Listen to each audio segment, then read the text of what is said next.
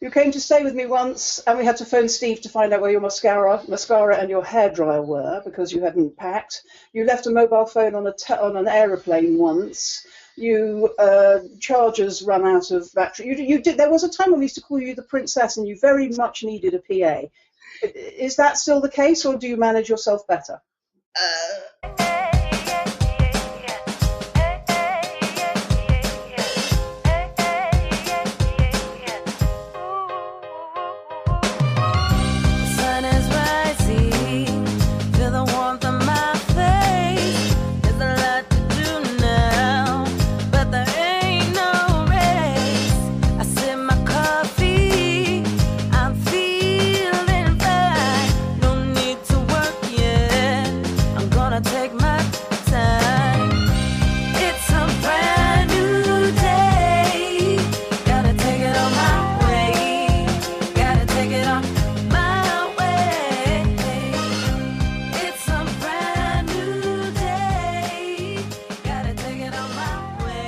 Welcome to Own It, Your Business and Your Life, with Nicola Cairncross and Judith Morgan. In this podcast, we're going to cover everything you need to embrace to become a successful entrepreneur, marketing, money, and much, much more. How to create a business doing just what you love. How to own it, your business and your life. This one will be fast, funny, feisty, and very lively. So sit back and enjoy the show.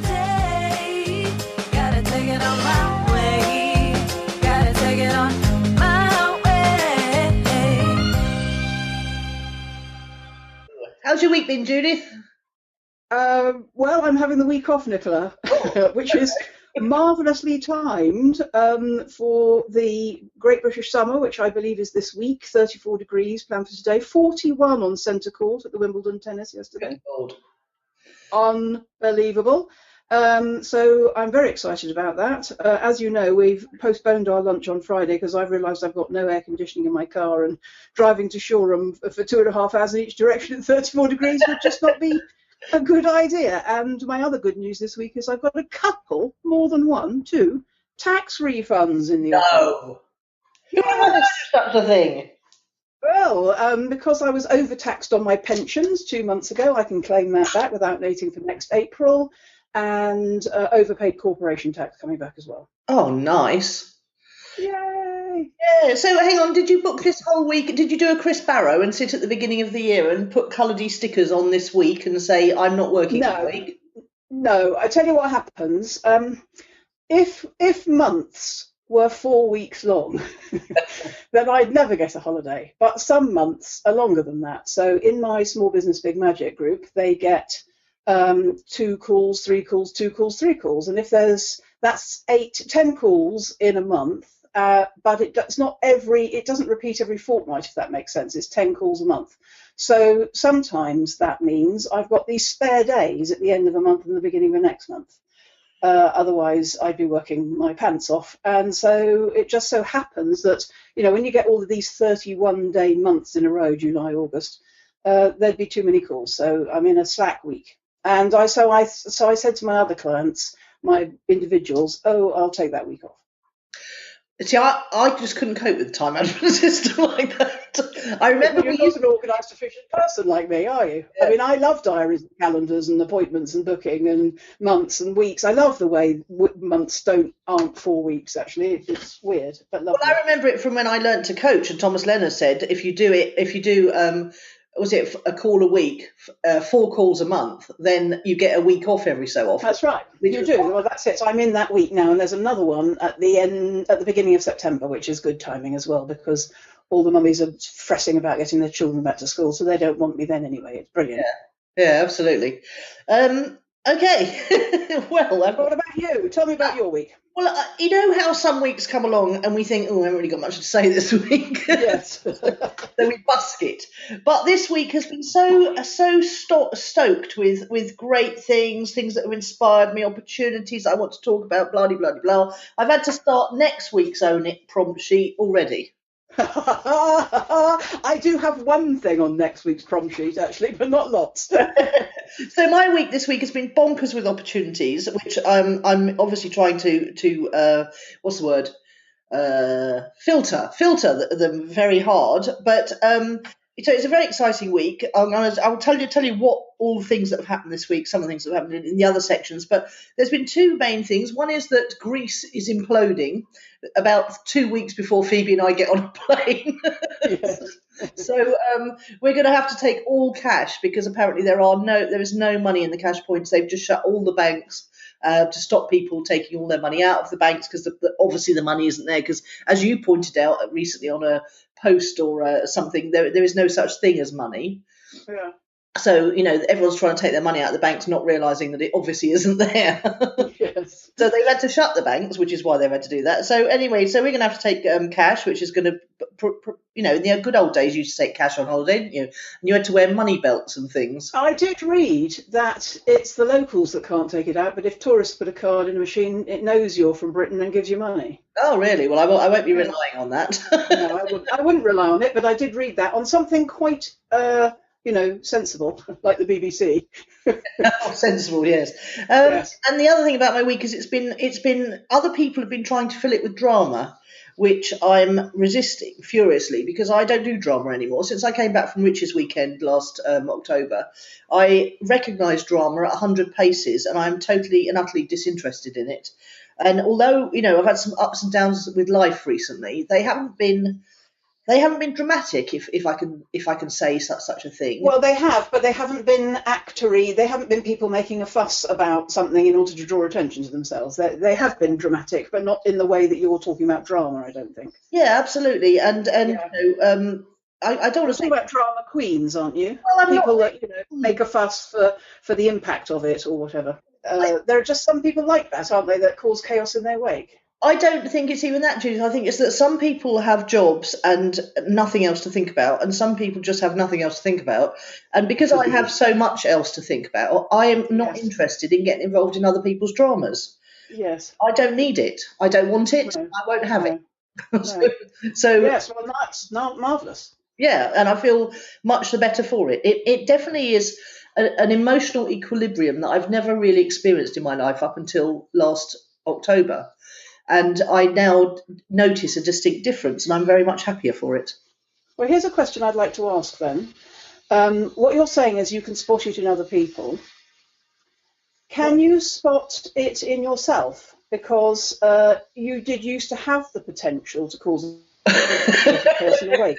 I can cite examples if you wish. No, well, you could cite a funny one if one springs to mind. You came to stay with me once, and we had to phone Steve to find out where your mascara and your hairdryer were because you hadn't packed. You left a mobile phone on an aeroplane once.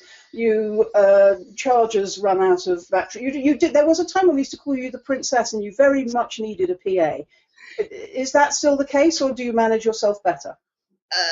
I think it's not that I'm well. Okay, so thanks to your tuition on the getting organised front, I am managing myself better. I do have a VA, but she's mainly to do the jobs I don't want to do. That's quite so. Not, but maybe if it's that, maybe if a VA takes lots of admin off you, you've got enough resource and time.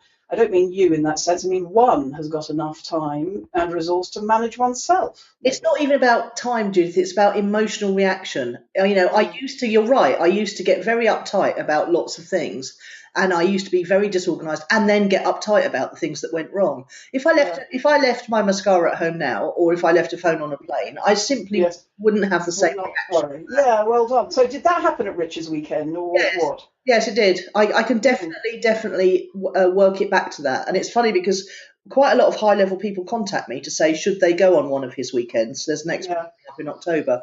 And I can tell immediately whether it would be good for them or not. If they're a high-level person who is achieving lots, I say yes, because it would give them a measure of depth that they just probably aren't experiencing at the moment. Yes. If it's someone who just wants to go because they think it's going to be the magic one that's going to make their business work, then I say no, because the differences are so subtle. But having said that, I went when nothing was particularly working, and it definitely helped me get focused. So I don't know. I think you should probably give them a full and frank, view of what it gave you, and then let them make up their own minds. Let me ask one more question about this drama stuff. Basically, what you're saying is it's not a matter of life and death unless it's a matter of life and death. Yeah, and I've had matters of life and death in the last. I know you have. I know you have. And Yeah. I was able to handle those much better. Yes, I the don't. equilibrium. I agree. All that relaxed stuff about sitting at the hospital bed and having time to observe the doctors and nurses. I agree. Yeah. Yeah, it's been very interesting.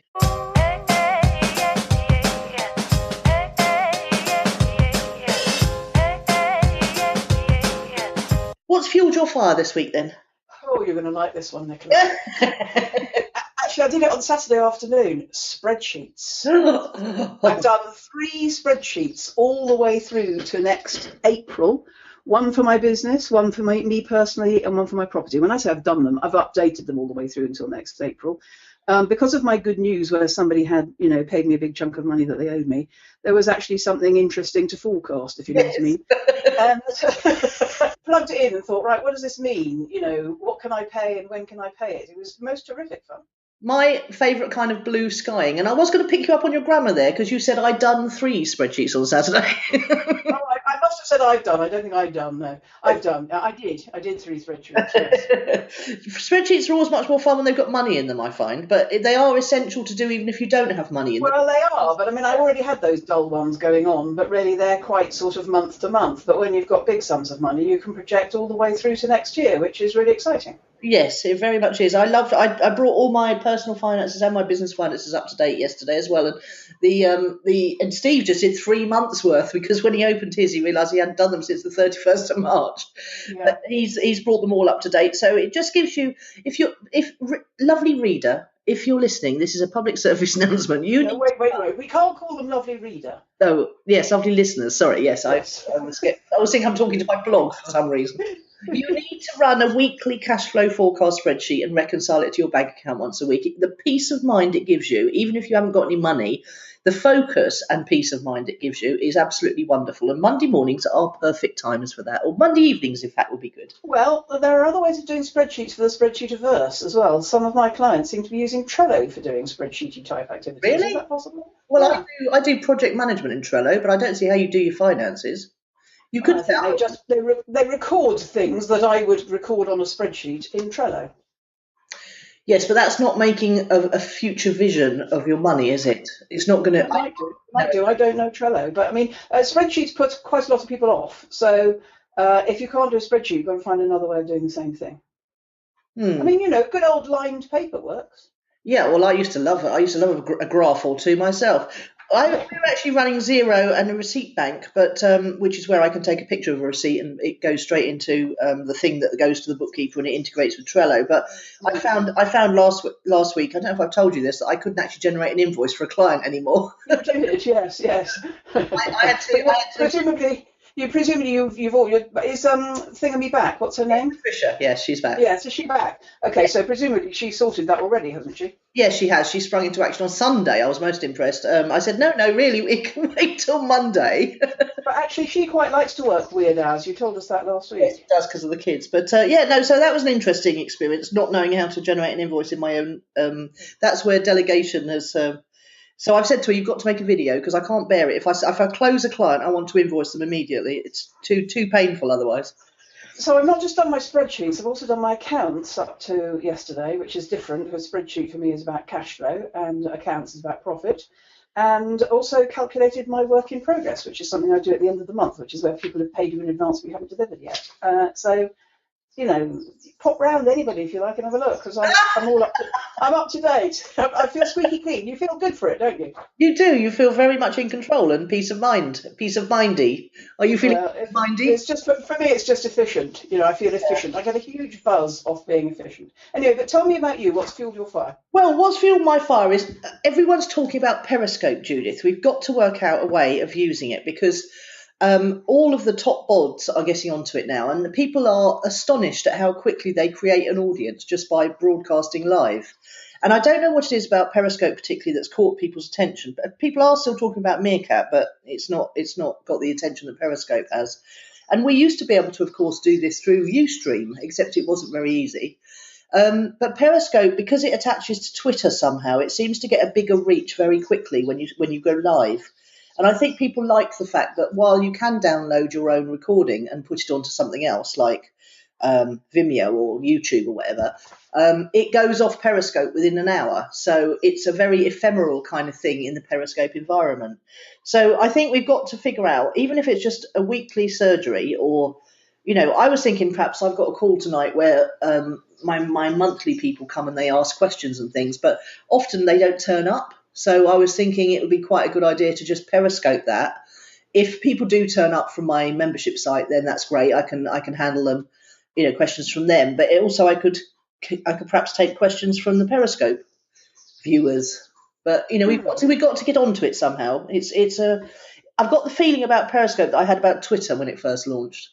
Okay. And we've got to be there, Judith. Be there or be square. Okay. All right.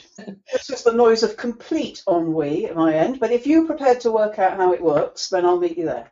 I know what you mean, but you might have to spell it for the listeners. Ennui. Ennui. E-double-N-U-I. I think it means boredom, doesn't it? Yeah, a disinterest, boredom, apathy. Yeah. I got excited initially. I got excited initially, but at the moment it's a bit bandwagony. Everybody jumping on it without knowing why. Well, it's not everybody. It's only the blooming leaders. No. In my world, people use the P word every 5 minutes. But listen, you work out how it works and tell me what to do, and I'll be there. I love that about you. A leader yourself, but a willing follower in some respect. Well, it's something I've got ennui about. I've got no inclination to lead, But I did like Twitter, written word. It's video. I don't care for video, that. And on the one go that we had, it just seemed impossible to actually point the camera at yourself and handle the queries. But that's what I'm saying. You find out how it works, and I'd love to have a go. Well, I've got a gadget. That was an issue, you're right, in Vegas, but I have a gadget which I purchased on impulse about a year ago from Mike Stewart, the audio and video guy. It's a clamp that holds your iPad, and it's adjustable, so you can get it in the right angle to film you while you're doing something, or to film whatever you're looking at. And then how do we then see, well, and we'll work this out. It's boring, you and I trying to work this out on here, but I get you. Clamp, interesting. The other thing I want to do is the Twitter chat. Yes, I struggled a little bit with that one because it was all kicking off with my friend, but I will get onto that. And one of our listeners, our joint listeners actually, tweeted me and said, "Do you do these?" And I said, "No, I'd like to," thinking he was going to come back and proposition me to do it with him, but he didn't. So let's do one of those as well. Yeah, I got as far as the first stage of it, but then there was something complicated that stalled me. And why don't I look into that and you look into Periscope? Okay, that's a deal. All right. It's a deal.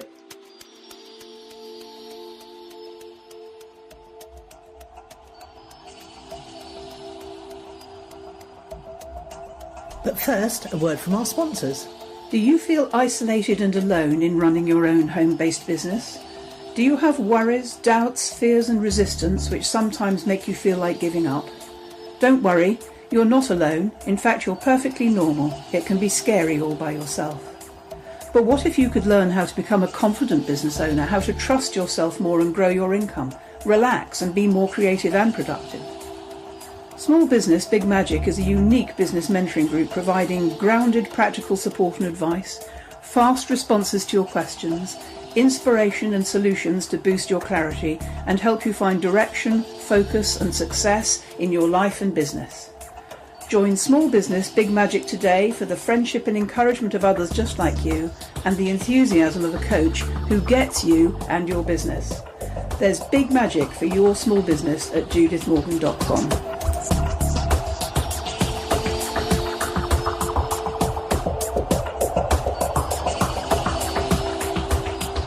We're on to Client Challenge of the Week now. We are, and it's yours from last week. It's referral marketing, specifically your theory that we cannot rely upon it.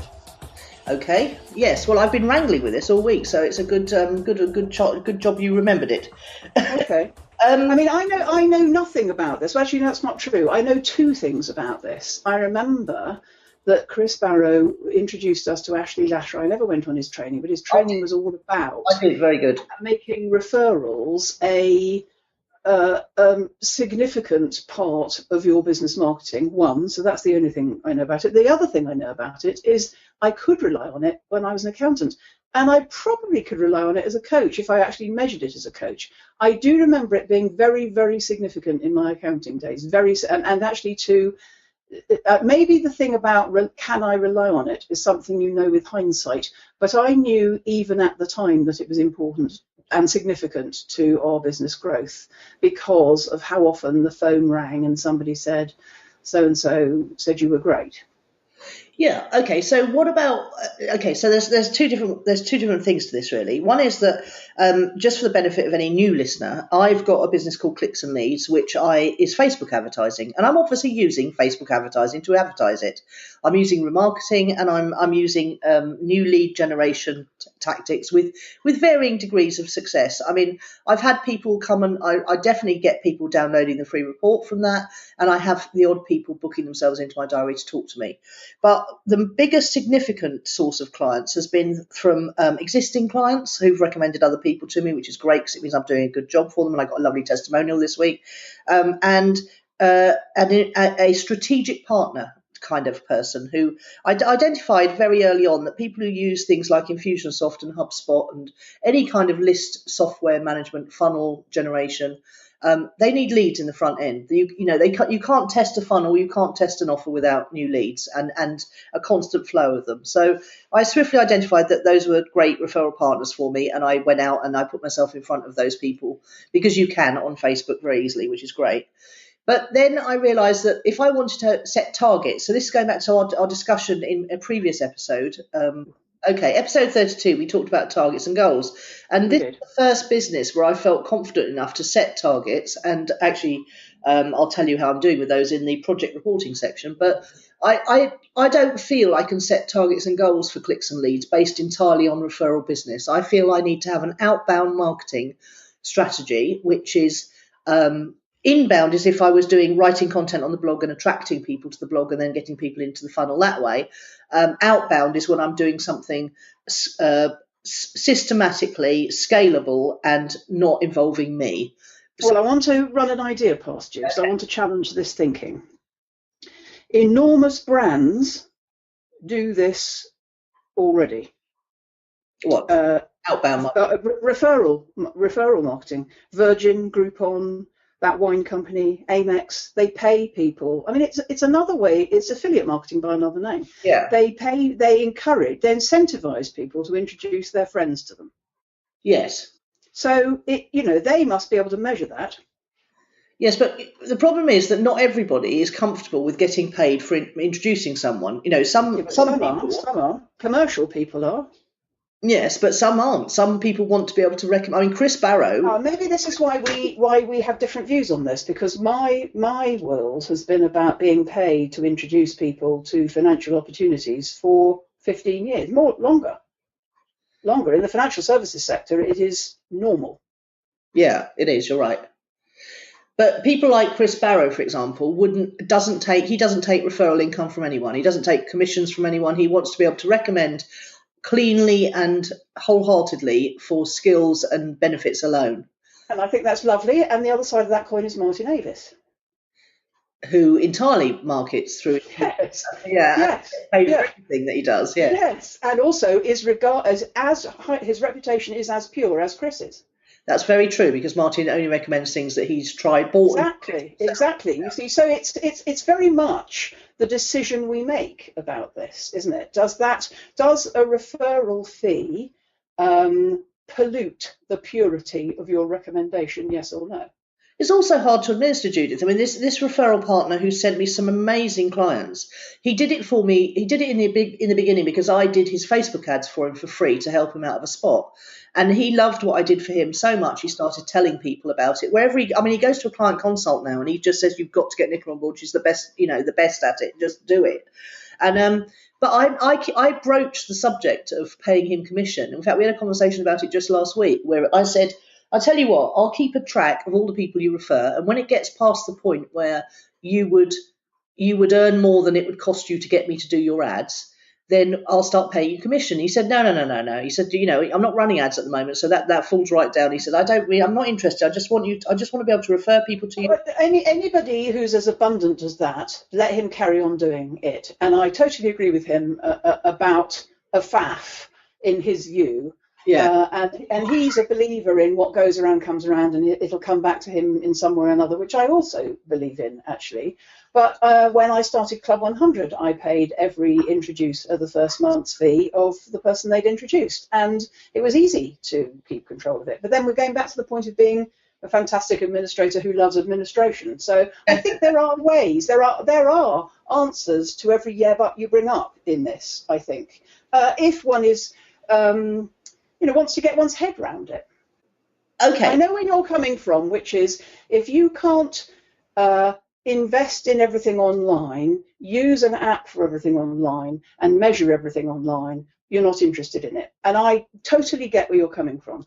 However, there's a complete other reality in this world as well, where people go to meetings and shake each other by the hand. I mean, I don't do much of that. But, when somebody says, so when somebody says, so-and-so introduced, the very least I do is a thank you letter. If it's somebody who does a lot, I treat them like a princess. When they're in London, I take them out for slap-up dinners. And, I mean, clients of mine have done things like, to and from, so I've sent them and they've sent me, a case of champagne or something, depending on the value of the referral. Yes, that's not the bit that worries me, Judith. That's all lovely and fine, and I could do all that, or I could get Patricia to do all that. But the thing that is for me is that unless it's being generated within the company, right. So here's the thing: I want to grow this to £1 million a year business, okay? And I think it can. So I want to do that. So, but it can only do that based on a systematic, scalable lead generation system, which is then handled by account managers or salespeople. Because I agree with you, Nicola. I'm not disagreeing with you, but what I'm saying is, if you look at your monthly income, and you can see that you should measure what didn't come through that system. Because last month, June, it was all of your business or half of your business or something. It was, or it was all referral business. Exactly. So measure it. That's all I'm saying. Measure it. And what you'll do, well, two things. One, you'll notice how significant it is. Two, you'll know the extent to which you can and cannot rely on it. Three, it'll increase because you're measuring it. All I want to do is just challenge your belief that you can't rely on it. It is reliable in a different way. So what you're saying is that there's a tipping point with referrals. So once your business gets to a certain point where enough people know about it and enough people are referring, you can start to rely on it. I think it goes the other way around. It's a bit like Wayne Dyer. Don't go, I'll believe it when I see it. Go, I'll see it when I believe it. So last month, you can believe it because it was 100% of your business. Now, what you're saying is, oh, yeah, but I can't trust it to come in next month. I'm not recommending you give up everything else. I'm saying monitor it, measure it, and if you can't attribute any incoming business to your lead generation system or whatever you call it, then there's another column, isn't there, for referral business, and we could watch that statistic 20%, 30%, 40%, 50% creep up. And once you've got 3 years records of that, or even a year's records of that, or whatever, you'd know the extent to which it was a feature of your incoming business. And you'd feel more comfortable around it. You're very comfortable around the test and measure stuff. The I can get clicks for XP thing. And yet last month, you had a massive income from 4 referrals. Yes, so that's that. Yeah, because the other thing is referrals don't cost anything except after the business has been closed. But actually, the test and measure stuff does cost something. And obviously, every week you're looking at it, thinking I'm spending X hundred of quid on that, and it's not brought in any business. So, but you've got to do it to be seen. Well, I've got to do it to be seen to be walking my talk, obviously. But I'd ideally like to get it working for me as well as it works for my clients, because I can see my clients I can get leads, all right, but it's turning it into business, the right kind of leads, and that's my challenge. And I've got to crack that challenge, or I'm out of integrity. Well, can I tell you that we have the same thing? The stuff I do with my clients works better for my clients than it does for me as well. How interesting is that? Well, I think that goes with the territory of being a coach. Yes, but I'm not a coach in this instant. I'm a business. Well, you sort of are. You sort of are. You're helping other people, aren't you? Yeah, I suppose so. Anyway, so there you go. So that's. I hear what you're saying. I totally agree with you about the integrity. You've got to find a way to make it work. And anyway, I know you won't stop until you have for that business. Yeah, of course.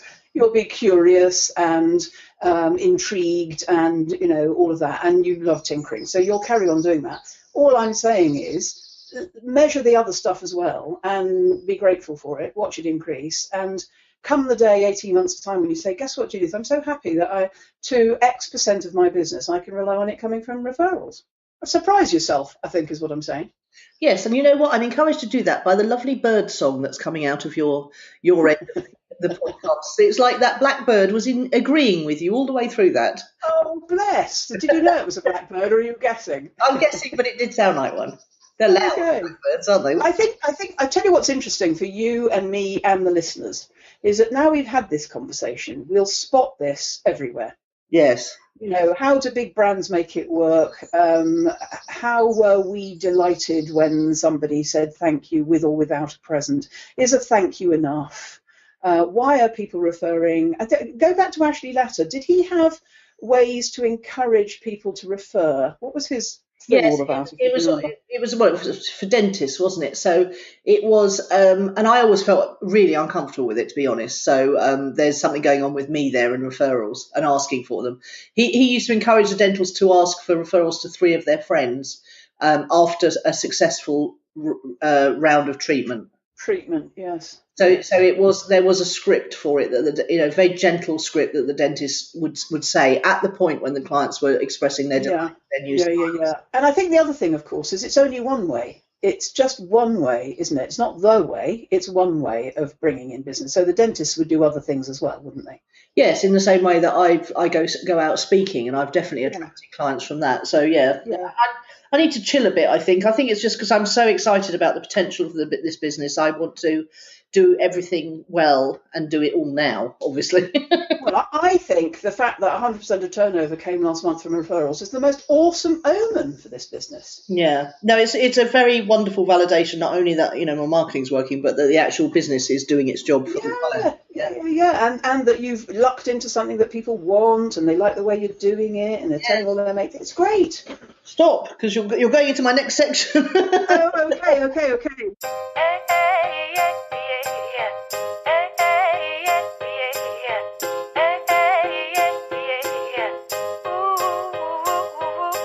Word of the week. You going first then? I thought I'm going to, word of the week.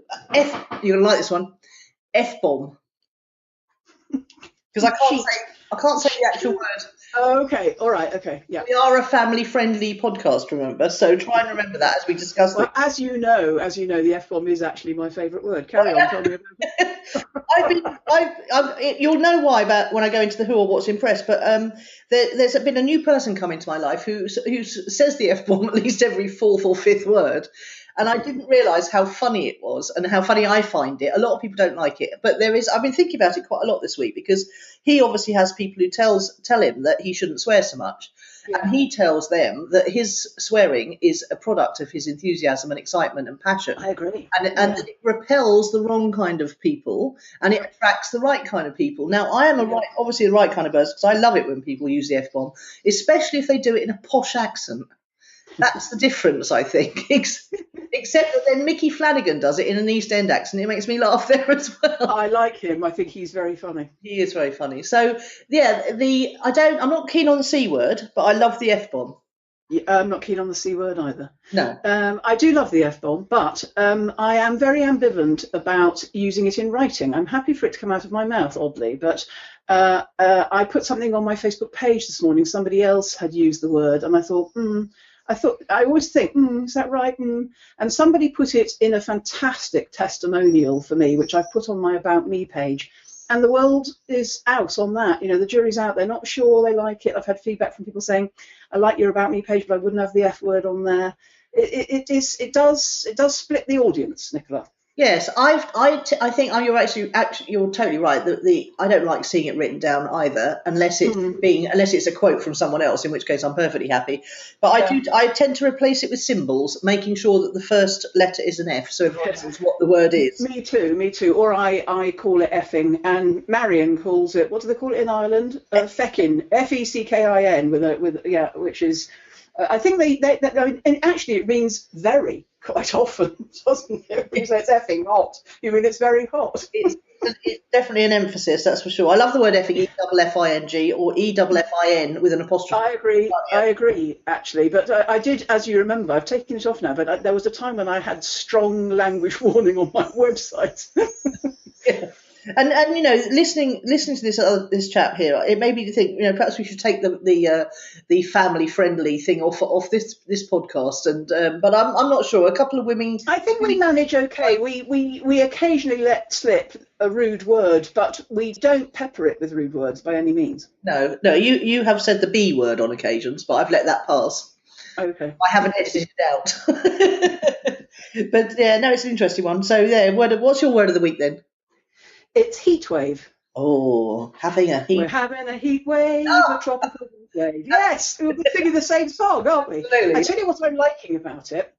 I'm liking all the entrepreneurial opportunities it presents. The things that we need in the heat, which are cooling down items, obviously. So fans sell out, pop-ups for drinks, all that kind of thing. Love it. And one of my clients, his little boy, offers to fan people, which is very sweet as well. And what I think is so funny about the UK, because I know we have a big audience elsewhere in the world, in the UK, listener, it is not normal to have air conditioning at home. So we are so not equipped for extremes of weather here. We make a fuss if it's snowing. We make a fuss if it's, 33 degrees as it is today. And it is only about 6 days a year. But I'm loving it.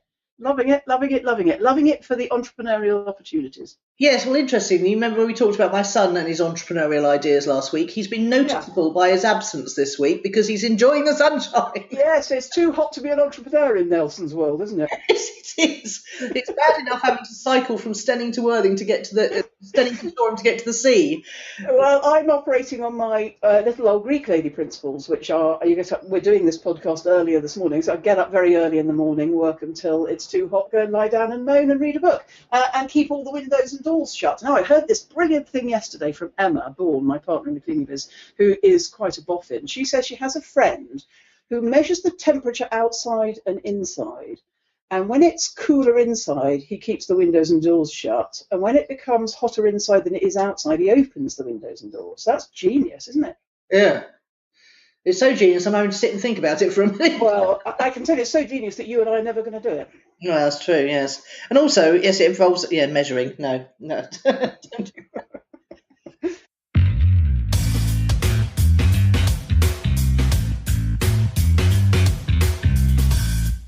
Oh, and finally, Judith, who or what's impressed you? Oh, no, we're going to do project.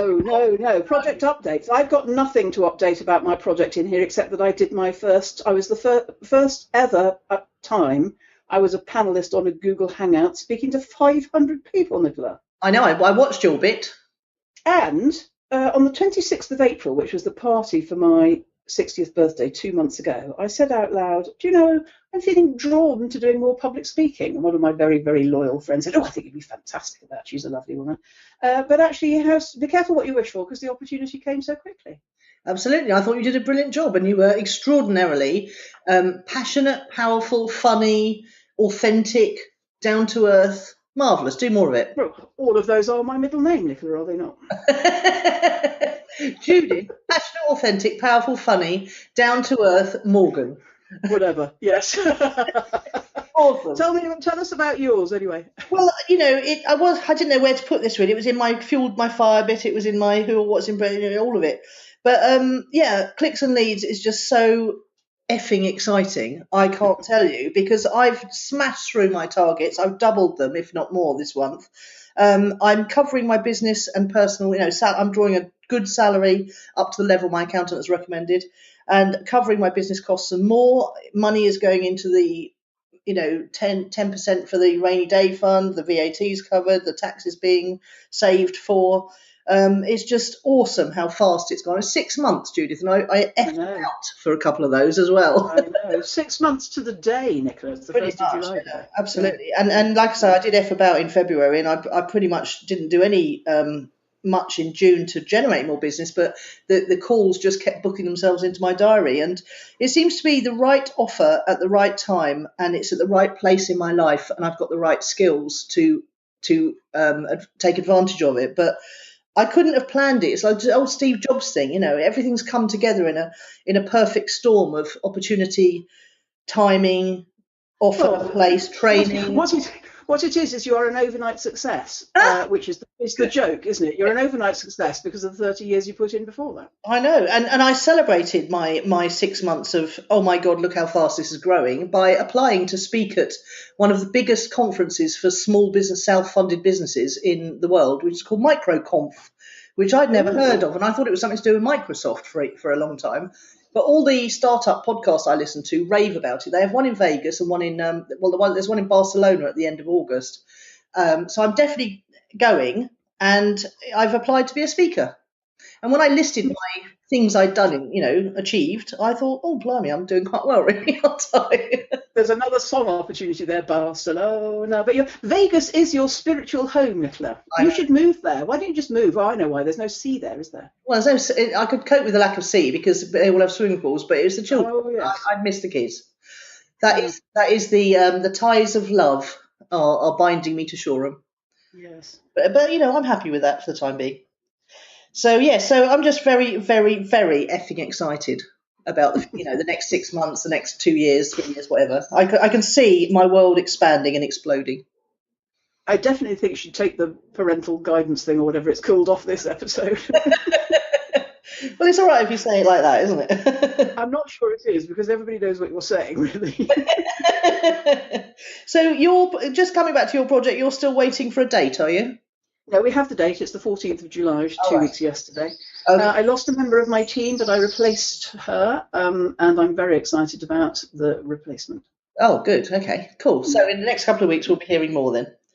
But in the meantime, you're beavering away behind the scenes, I assume. It's not quite so all-fired busy as it was at the beginning, because I'm comfortable about my team. I'm trying to get them all across the line now. That's my focus. So I've got to the bit in the Rich Dad's book which says network marketing is not about you being a star. It's about you supporting your team, which of course is lovely for me. Oh, I tell you, there is a bit of good news this week, is that somebody joined the team of one of my team members.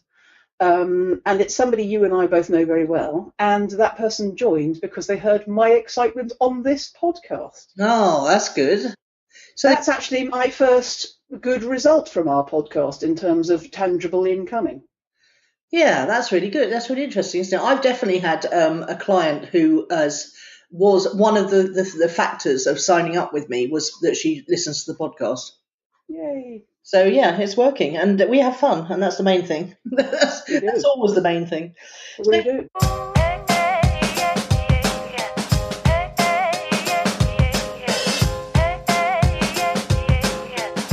Who or what's impressed you this week then? Oh, I'm going to tell you about my client Kate today, who had last week, after 2 or 3 blur weeks, that's her word, BLEURGH, where she wasn't really doing very much, although she is a high achiever, so she was doing all sorts of other things like redecorating her house and blah, blah, blah. She's launched the first automatic customer biz, having read the book.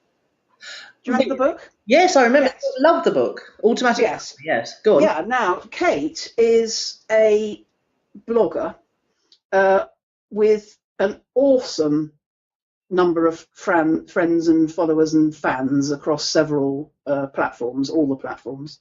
And she's in a niche that you will love even more than me, which is vintage. Oh, lovely.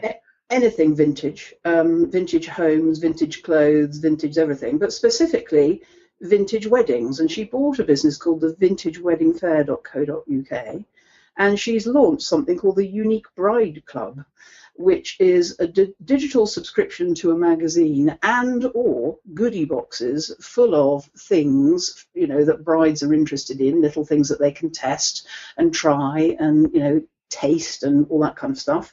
And what was really good about it was she launched it last week. We've been talking about it for, 2 months or 3 months maybe. She launched it last week after our call in a frenzy of, oh dear, I'm not going to be Blur anymore. But she has these vintage wedding fairs all over the UK where brides rock up and look at vintage wedding dresses and things like that.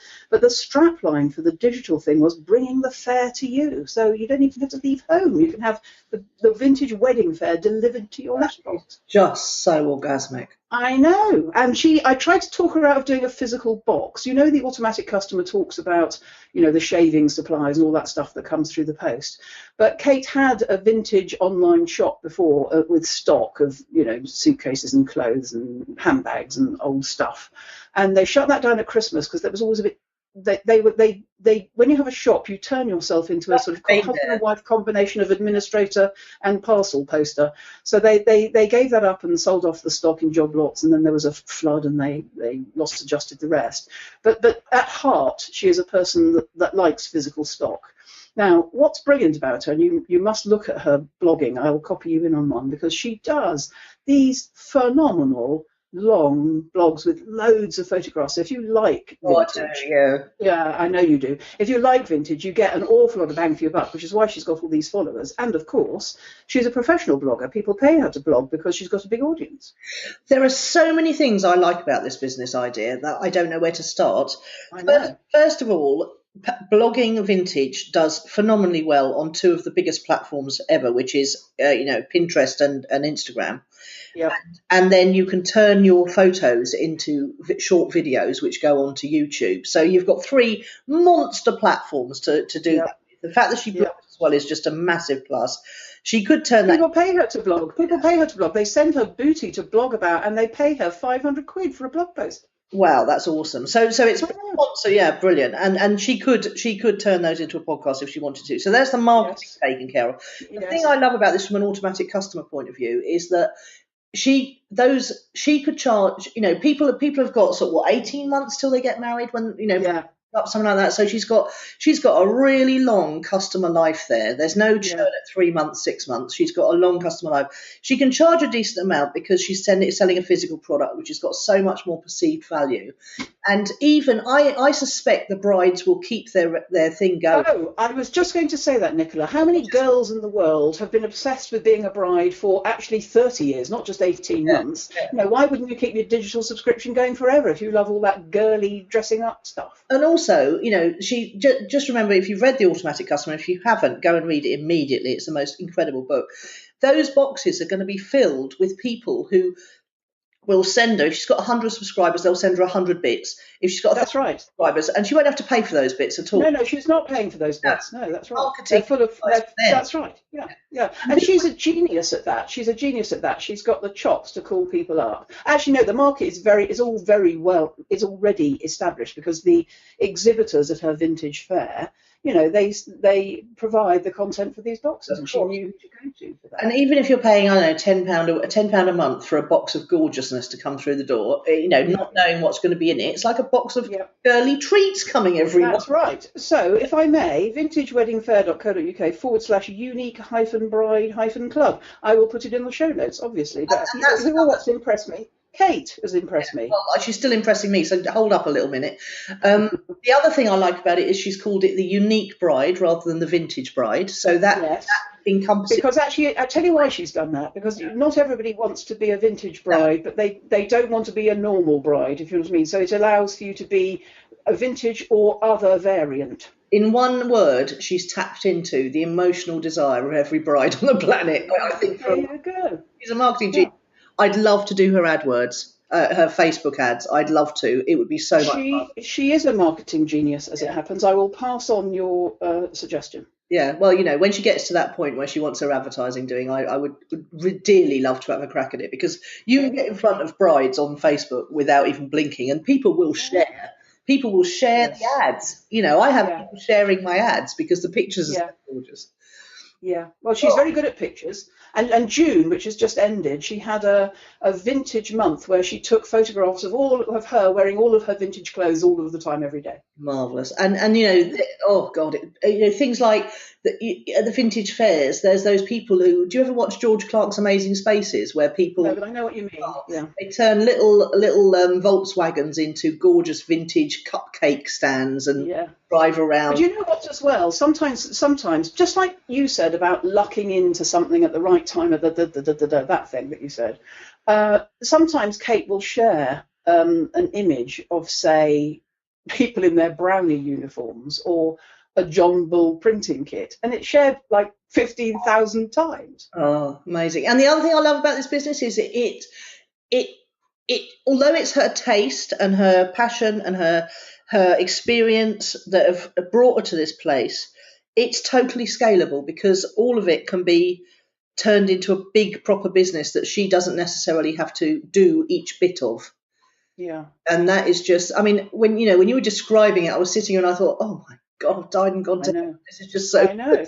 And the interesting thing is she was not the first person to read the Automatic Customer book. I recommended her that she read it, and she immediately locked onto this sending a box. I went, oh, Yeah. I really want the faff of filling a box. But she did want the faff of filling a box because she's a physical products kind of a girl. She likes to feel things. You know? And also that can be, you can get a teenager in to pack the boxes. It's not something that is, the choosing, the taste, the arbiter of taste bit is Kate.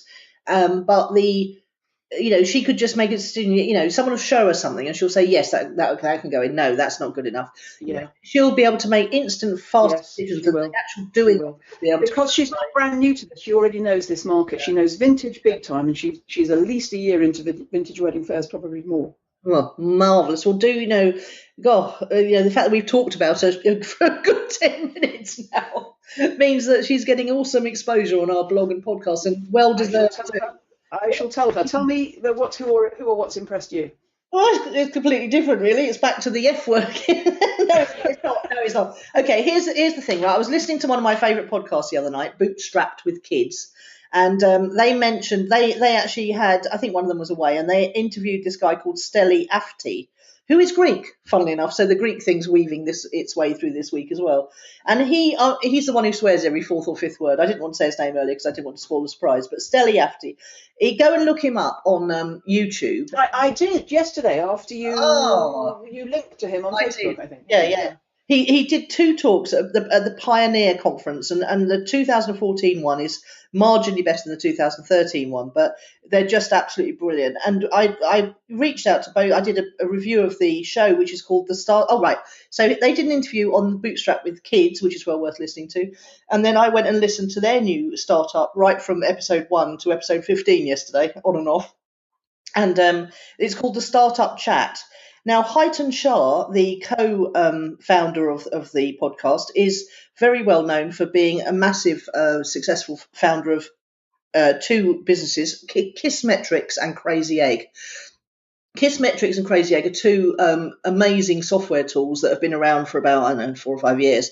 And everybody anyone who really cares about the whole testing and measuring thing uses them. And that's Highton. And he met Steli at MicroConf, which is where we're talking about in Barcelona in September. And they just got on so well, they decided to actually get together in physical person in Silicon Valley and once a week and have a chat and just record it. And they're just so passionate and they're so helpful to people. These are really, Stelli's got an amazing bit of software, which I'm going to tell you about next week in the What's Impressed bit. But they're both very successful. They're both very dynamic. They're youngish. They're sort of like early 30s. They've got families.